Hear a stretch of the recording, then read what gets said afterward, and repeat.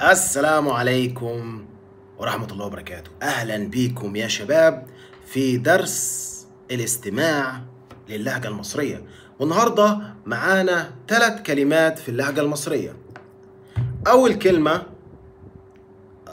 يا رب تكونوا شايفين الصورة. أول كلمة إحساس، تاني كلمة تفكير، تالت كلمة إرادة.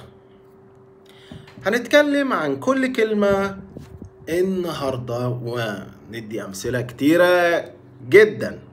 أول كلمة معانا هي تفكير.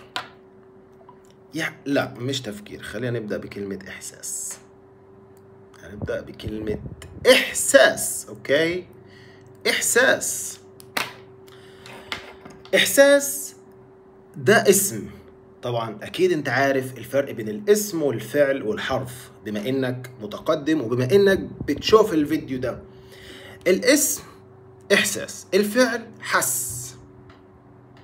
ده الماضي، المضارع بيحس، أنا بحس، هو بيحس، هما بيحسوا كده، يعني ده التصريف الفعل.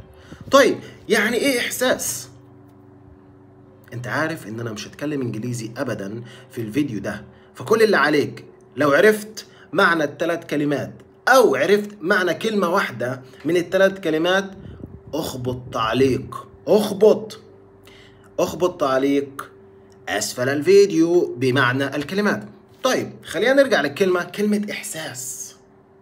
شوف أنا بحاول يعني أعمل لك الإشارة، مدلول الكلمة، بعمل لك الإشارة، أجيب لك أمثلة كتير ونحاول نفهم معنى كلمة إحساس مع بعض. الفعل بحس. أديك مثال،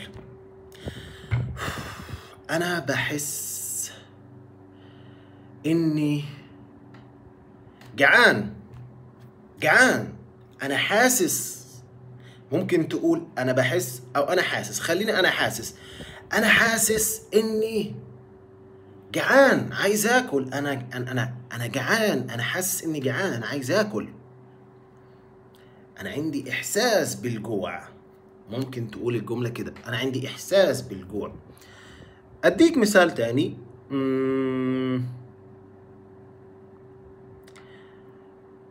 أنا حاسس إني زعلان.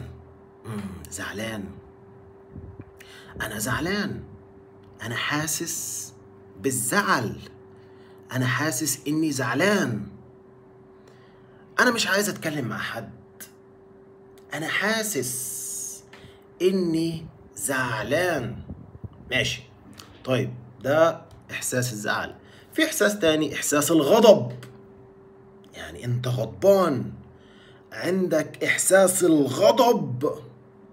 أنا غضبان. يعني مثلا 2 بيتكلموا، نفرض مثلا راجل ومراته، فالراجل بيقول لمراته إيه؟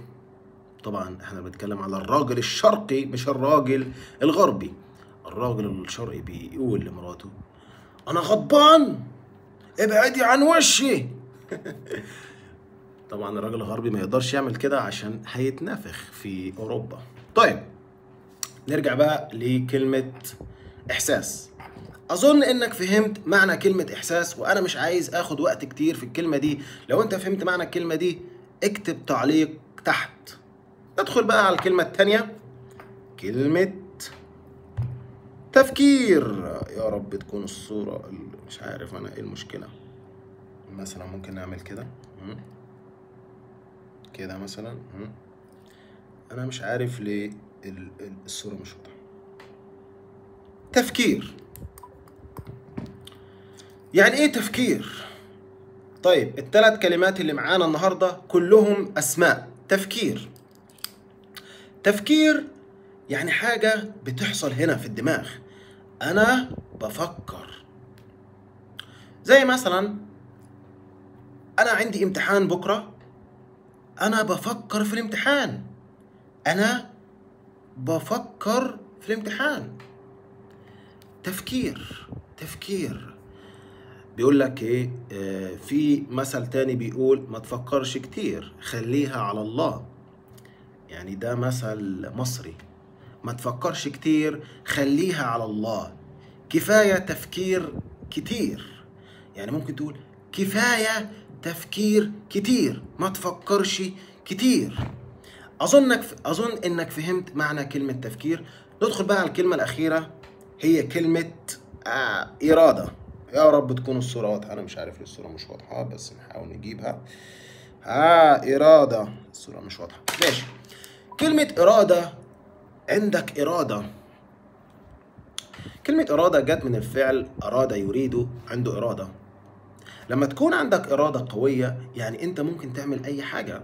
مثلا أنت عايز تتعلم اللهجة المصرية أو اللغة العربية السنة اللي جاية، فأنت لازم يكون عندك إرادة قوية، لازم إحساس جواك كده إن أنت عايز، عندك إرادة.